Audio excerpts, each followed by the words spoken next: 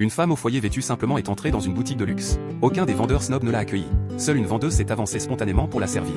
Une collègue intéressée l'a mise en garde. Cette femme, ça se voit qu'elle n'achètera rien.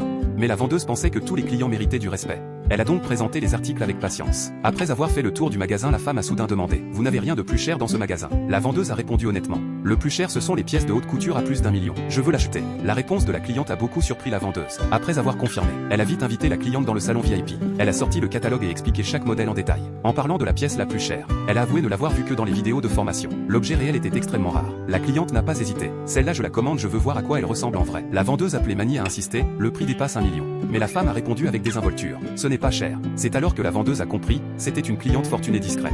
Elle est partie ravie chercher le directeur du magasin. À peine sortie, la collègue intéressée est arrivée avec un plateau de dessert, tentant de lui voler la cliente. La vendeuse l'a immédiatement arrêté. Le directeur est arrivé et a écarté la collègue. Mais lorsqu'il est entré dans le salon pour ajouter la cliente sur Ocha, il a été refusé. « Je n'ajoute qu'elle, je passerai par elle pour la suite. » Il s'est avéré que la cliente n'avait pas sa carte bancaire. Elle a promis de revenir dans quelques jours pour payer. Après son départ, la collègue sournoise a discrètement pris le téléphone de la vendeuse et s'est envoyé la carte de visite de la cliente. Mais 2 jours plus tard, la femme est revenue comme promis. Avant de payer, elle a raconté son histoire. Cet argent venait d'une indemnité de divorce versée par son ex-mari. Ils avaient été pauvres ensemble. Elle poussait un chariot de restauration pour gagner leur premier capital. Elle avait aidé son mari à bâtir son entreprise. Mais une fois riche, l'homme l'a trompée. Une femme ne doit jamais se négliger. Un homme ne t'aimera pas plus parce que tu fais des économies. Enfin, elle a avoué que si elle avait choisi cette vendeuse, c'était parce qu'elle avait visité plusieurs boutiques. Et seule cette femme avait été toujours chaleureuse et patiente. Ce bijou, je l'achète avec plaisir sans aucun regret.